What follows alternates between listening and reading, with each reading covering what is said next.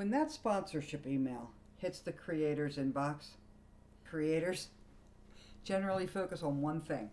How much are they going to pay me? How much are they going to pay me?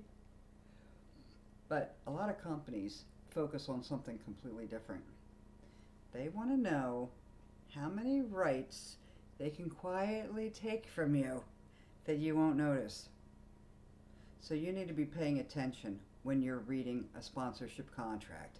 Well, most companies consider both parties, meaning themselves and you, to be sophisticated, and that you're dealing at an arm's length, which basically means that neither side is vulnerable, neither side needs to be protected.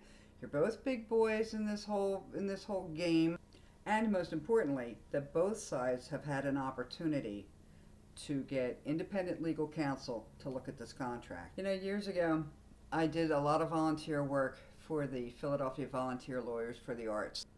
And the thing that I did was that I would review contracts that people had gotten, mainly writers. I did this with many, many people.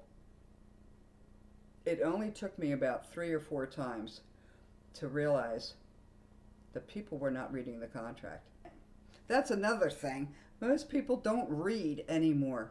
It's like it gives them a headache or something.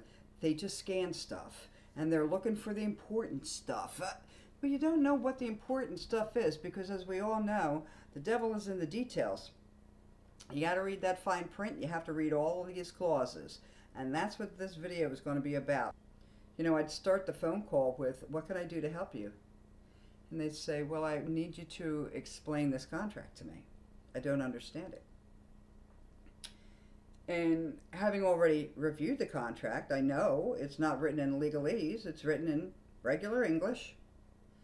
So I would say, "Well, what is it in particular that you're having a problem with? What don't you understand?"